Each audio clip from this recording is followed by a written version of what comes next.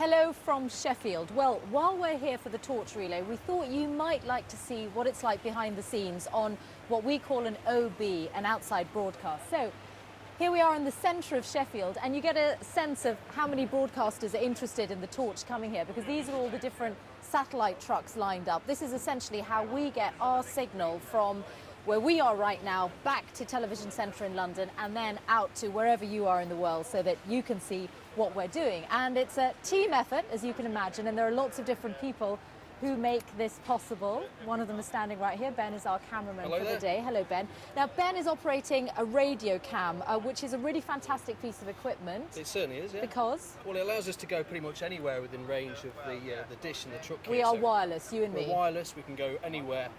Gives us the freedom to get around the front of the stage, closer to the crowds, to the action, so it's really good and it's robust, apart from being very heavy, so it hurts your shoulder after you... Which is why you're built the way you are. But is that a little bit more scary because, you know, like more things can go wrong when you're wireless? Yeah, hopefully you have to do lots of tests to make sure it's going to be okay, but things can go wrong. It's technology, there's lots of interference, the signals are bouncing off different buildings, but on the whole, it's pretty robust. Okay, well, certainly we don't want anything going wrong today.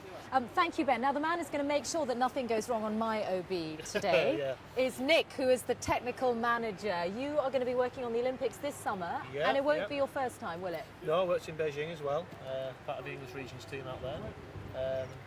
Sorry for the call.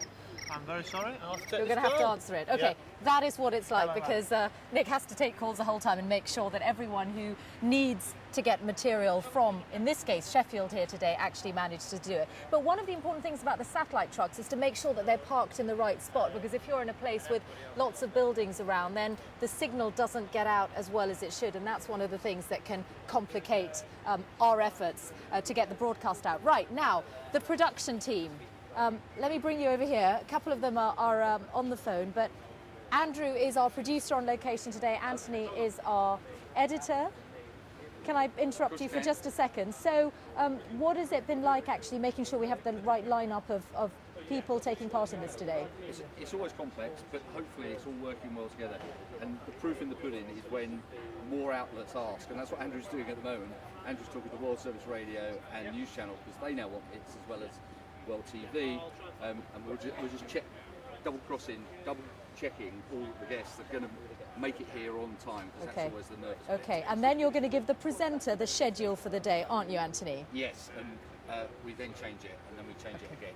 Okay, see, this is what I have to go through. So, right, this is the start of our working day, but this is when we really get a sense of how much interest there is in this story and how we're going to make sure that every bit of the BBC that's interested get what they want out of the day.